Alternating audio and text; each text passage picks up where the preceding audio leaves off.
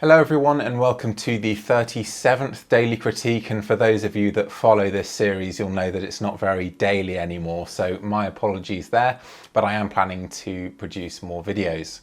I also thought I'd mention that I'm now offering online sessions across Skype or Zoom or Google Meet or whatever your preferred service is. So I've done a few already on an image critique side with some of the people who've already been featured in this series, but essentially doing a longer session with them of an hour and a half. And obviously we can get through a lot more images. But aside from that, I've also started doing some mentoring. So talking through people's portfolios, looking at what they do really well, what their personal style might be, as well as some of the areas that they could potentially develop.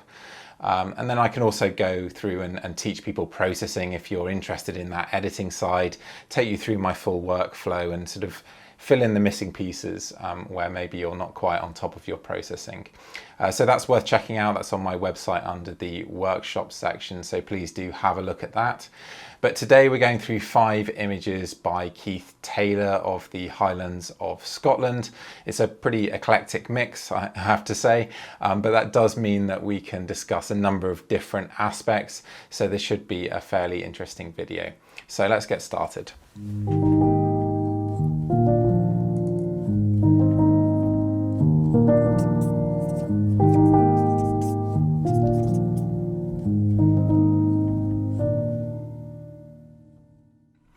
So here are the 5 images that Keith sent in, and they really are quite a mix from lochs and lakes to coast and waterfalls. So it does make it a little bit harder for me to make these videos short-ish if there's quite such a range presented, but I am going to give it a go in this case.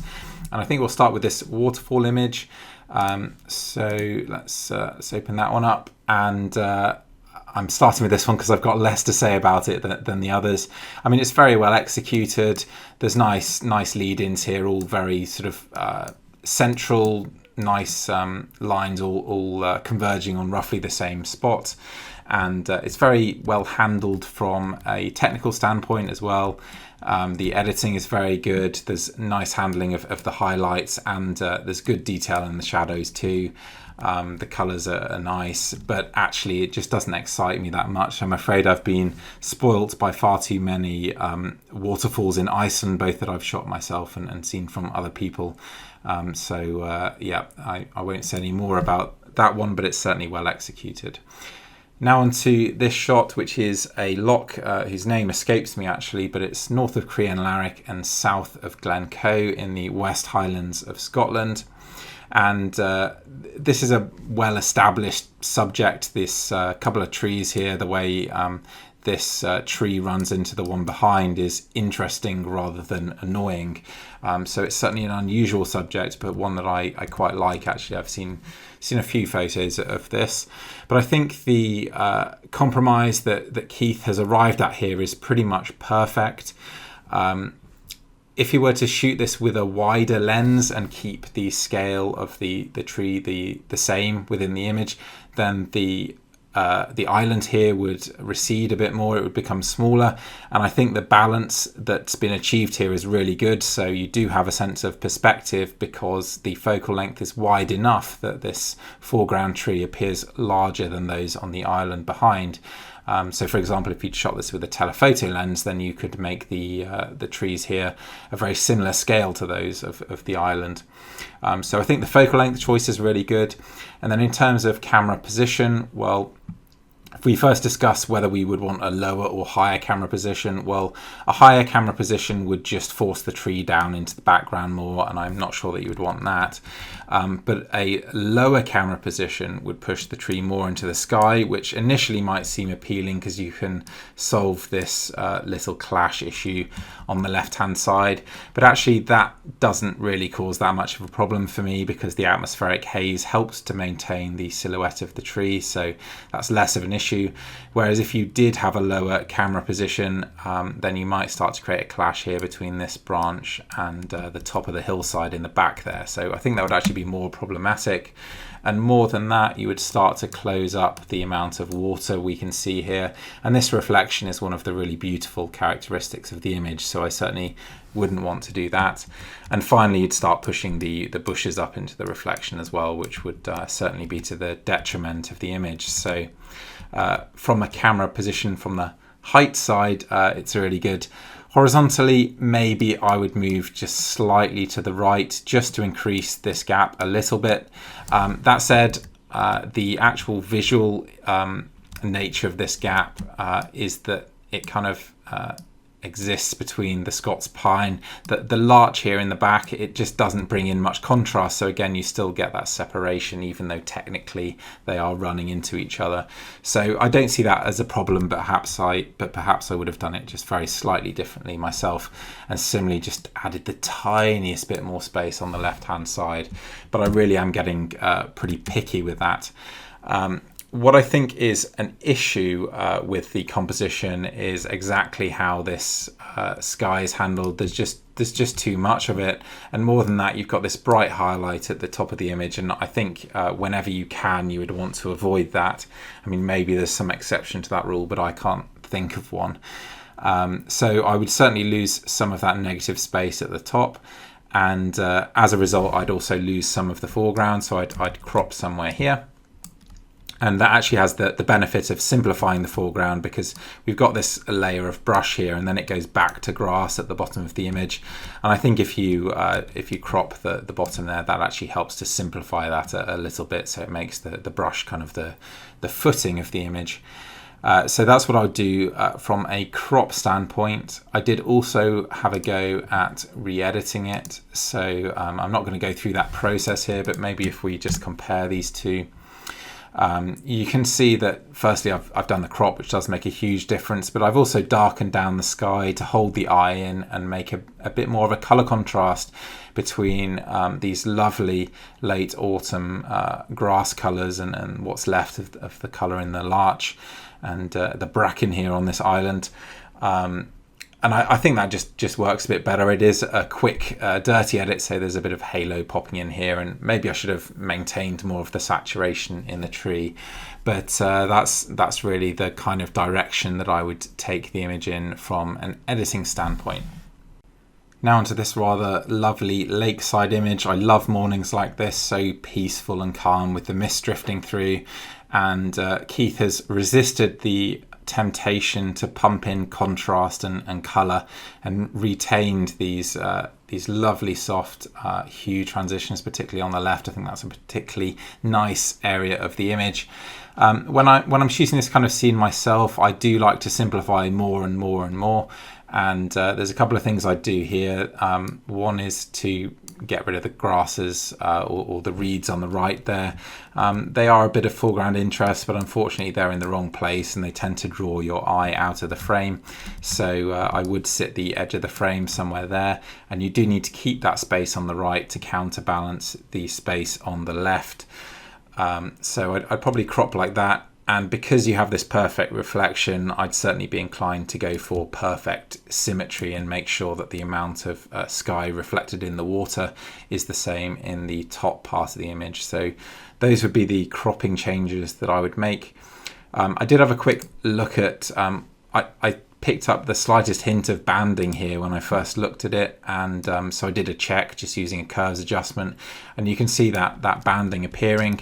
I would put that down to JPEG compression, but you can actually see that there's banding happening in this direction as well as this direction. So that suggests to me that that's the edit that's at fault, unfortunately.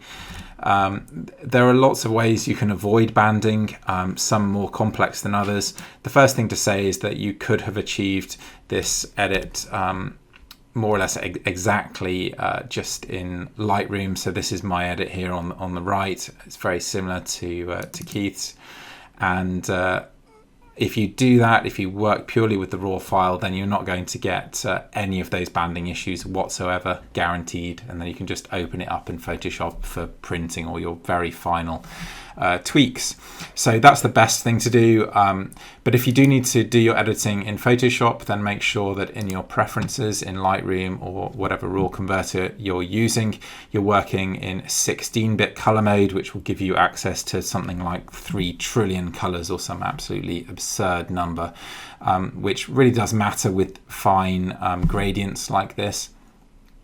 You'll also notice that I'm shooting in sRGB. I know many photographers prefer Adobe RGB. I've done plenty of analysis of this myself and comparisons, and for me sRGB is really great and solves many of the problems associated with using Adobe RGB. If you're interested in understanding color spaces and gamuts and so on a bit more, then I did a video with Tim Parkin on my YouTube channel, so please do check that one out. But yeah, keep it in 16-bit if you're going into Photoshop. And then lastly, one way that banding can creep in, even if you're working in 16-bit, is if you start stacking adjustments. So if I create a new curves adjustment here, and actually we'll just do the same kind of adjustment as before, and I wanted to say darken the top portion of the image here, and say I did it badly and I just dragged the gradient from a mid-gray to black, then the layer mask here is actually not 16-bit, it's 8-bit, and more than that, because it's a monotone, a grayscale layer mask, I only have 128 gradations between white and black. So that's significant, because if you start stacking these things, then you can start to see banding. And I did try to fake some banding with my editor, the raw file, but I just couldn't do it quickly. So I can't demonstrate to you exactly how to achieve this kind of banding, because I just failed in my attempt. But if you did start to see banding, you can fix it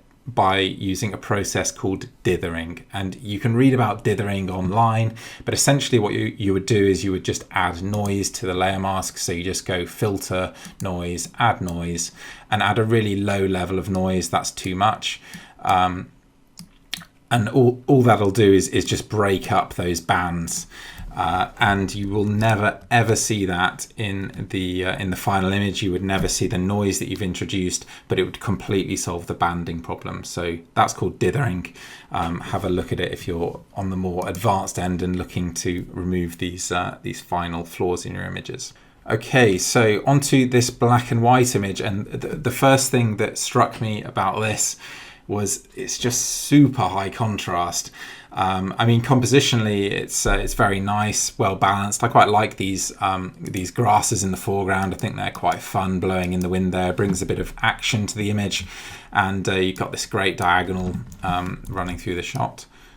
It's not very good at drawing,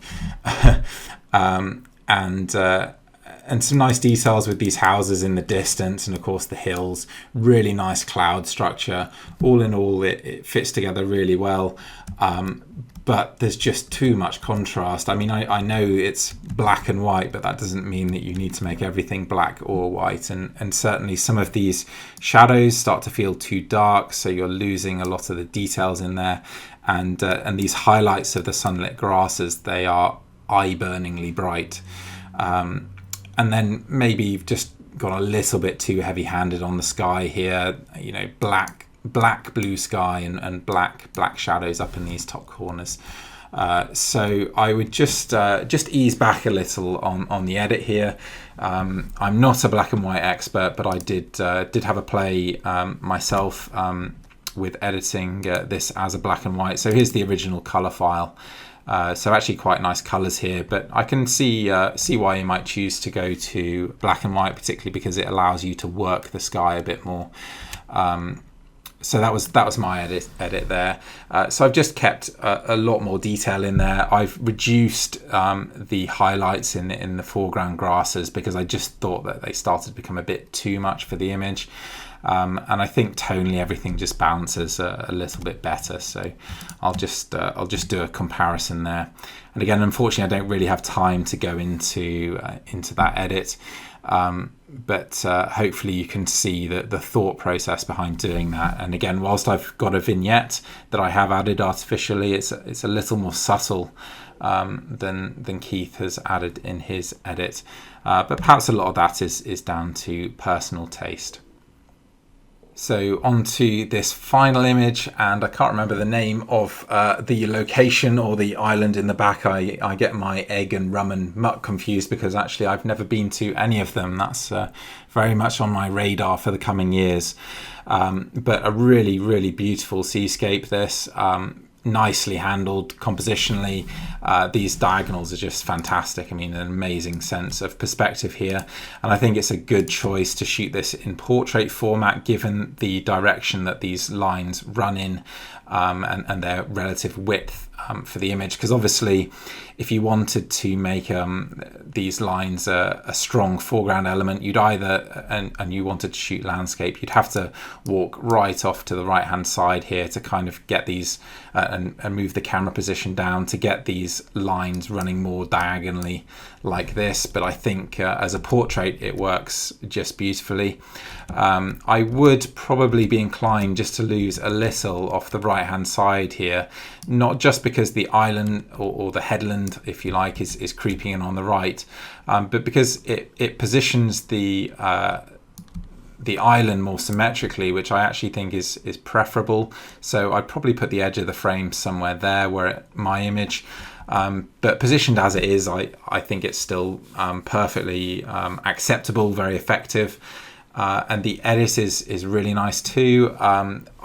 I'd handle it very slightly differently. I'd probably keep just a bit more brightness in the sky up here, and I'd possibly tone down the highlights in that reflection just a tad, just to balance those two areas a little better.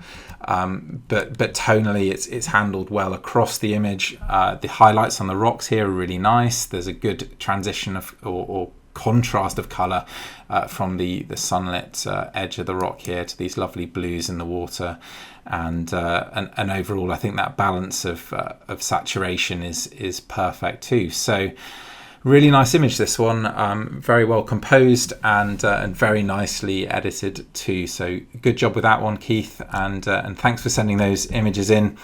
Maybe a little bit too much to discuss, so I couldn't go into the images in too much depth, but thank you very much for sending them in.